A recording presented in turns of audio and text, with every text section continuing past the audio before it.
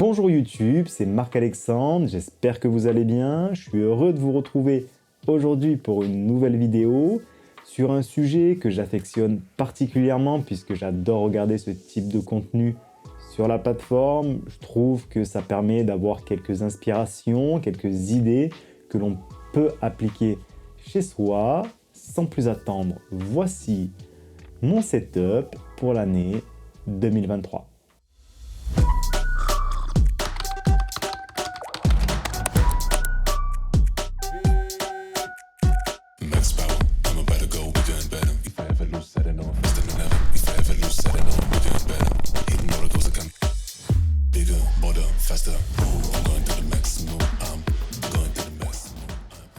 Après cette courte introduction, rentrons dans le vif du sujet avec le plus évident, le bureau. Le plateau vient d'une grande enseigne du bricolage française. Il s'agit d'une simple planche de bois qui n'était pas prévue initialement pour accueillir un bureau. Et ça se voit. La planche a mal vieilli, elle commence à se délabrer. C'est probablement le truc que je vais changer en 2023. Concernant le pied, il vient de chez Flexispot. Si vous ne connaissez pas Flexispot, il s'agit de bureaux assis debout. Je peux ajuster la hauteur du bureau selon mes besoins, notamment pour travailler debout de temps en temps ou si j'ai besoin de mettre le plateau à mi-hauteur pour tourner des vidéos par exemple. C'est probablement la petite feature du setup que j'aime le plus. Passons maintenant à mon poste de travail. J'utilise un MacBook Pro 14 pouces de 2021 qui embarque le M1 Max dans sa plus grosse configuration avec 32 Go de RAM et un SSD d'1 Tera. J'aurais dû même prendre le SSD de 2 ou 4 Tera, mais au prix de l'option, je préfère encore travailler avec des SSD externes. Ce laptop est juste fantastique, les performances vraiment incroyables et l'écran est juste magnifique. En parlant d'écran, je l'ai couplé avec le Studio Display. Ici, dans sa version classique, avec l'écran uniquement inclinable et le verre standard. Je n'ai pas pris l'option nano texturée car je trouvais les couleurs un peu ternes, j'avais peur que ça dénature trop la qualité de l'image. L'écran est magnifique, les couleurs vraiment fidèles, un vrai plaisir de travailler dessus au quotidien. Côté périphérique, j'utilise la Logitech MX Master 3. J'ai longtemps utilisé la Magic Mouse d'Apple, je trouvais cette souris très bien, le tactile incroyable, mais à force de travailler dessus à longueur de journée, j'avais des douleurs au poignet. Avec cette souris, donc la MX Master 3, je n'ai plus de soucis, l'ergonomie est top et dispose d'une multitude de boutons, quasiment tous paramétrables. Pour aller avec cette souris, j'utilise naturellement le Logitech MX Keys. Tout comme la souris, l'ergonomie est top, des boutons et des combinaisons paramétrables, mais surtout, on peut switcher entre plusieurs devices, chose qui n'était pas possible avec la souris et le clavier d'Apple. Ici, je peux switcher rapidement entre mon laptop, un Raspberry ou encore un iPad.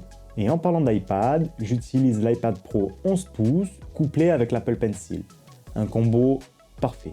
J'adore mon iPad pour prendre des notes, regarder du contenu en streaming, dessiner ou encore faire des retouches photos ou des montages vidéo quand je pars en déplacement sans mon laptop.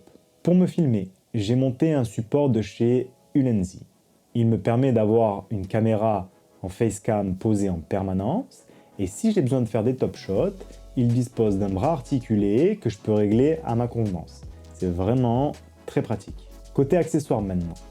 Comme tapis de bureau, j'utilise un tapis de découpe. Il est ultra résistant et je m'en sers également quand je monte ou répare mes drones FPV. L'avantage, c'est qu'il ne craint pas grand chose, on peut y mettre des coups de couteau ou de cutter, le tapis reste quasi intact. Pour charger mon téléphone, j'utilise un support de chez Belkin. L'avantage est que je pose mon téléphone et je n'ai plus à m'en soucier. L'écran est orienté de telle sorte que je puisse voir les éventuelles notifications. Et l'avantage de ce support est que je peux charger mes AirPods en même temps. Si j'ai besoin de charger autre chose que mon téléphone ou mes écouteurs, j'ai installé de l'autre côté une prise 220 couplée à une prise USB. Très pratique. Côté son, j'utilise donc au quotidien les AirPods Pro, ce sont ceux de la deuxième génération, et quand je fais du montage vidéo, j'utilise le AirPod Max. Ce casque est incroyable, j'aime beaucoup le design et j'adore le mode transparence et réduction de bruit que je trouve vraiment très performant. Côté éclairage, quand je me filme, j'utilise une aperture 120D avec le Light Dome 2. L'ensemble est vraiment très massif, surtout le DOM, mais éclaire vraiment bien. Et les différents niveaux de réglage avec la télécommande sont vraiment très pratiques. Comme lumière d'ambiance, j'utilise deux Philips Hue Play que j'ai placés derrière mon écran. Les deux lumières sont paramétrables indépendamment, ce qui fait qu'on peut créer des scénarios quasiment à l'infini. Et enfin, comme lumière d'ambiance, j'utilise une lampe type Tetris qui est placée tout au bout de mon bureau. Grâce à une prise connectée de chez Meros, je peux contrôler indépendamment le chargeur, l'écran, la prise et la lumière. Le tout via mon smartphone, vraiment très pratique. Côté détente, quand je ne lis pas un livre physique ou sur ma Kindle, j'utilise depuis peu une Nintendo Switch. J'ai redécouvert des titres qui ont bercé mon enfance comme Mario Kart ou encore Pokémon, je suis vraiment fan. Et pour finir, un diffuseur d'odeur, une bougie et un petit support de tasse à café que j'ai imprimé en 3D.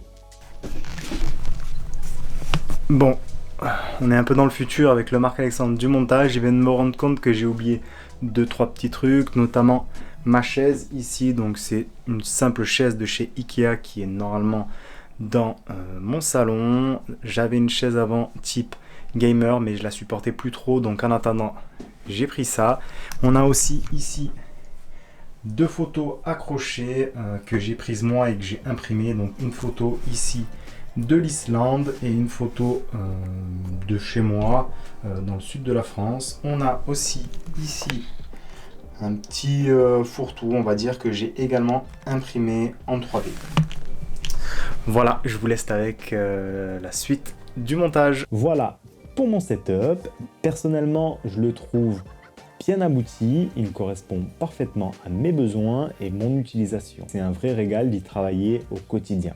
Alors certains diront qu'il est peut-être un peu too much, mais il faut quand même prendre en considération que c'est mon outil de travail. Je ne peux pas me permettre d'avoir des outils qui me font perdre du temps ou qui ne sont pas performants. N'hésitez pas, si vous avez des questions, posez-les en commentaire, je me ferai un plaisir d'y répondre. Si vous avez kiffé ce format, peut-être que je vous préparerai une vidéo sur ce qui se trouve derrière mon bureau. Dites-moi-le en commentaire si ça vous intéresse. C'était Marc-Alexandre, je vous souhaite une bonne journée, prenez soin de vous, bye!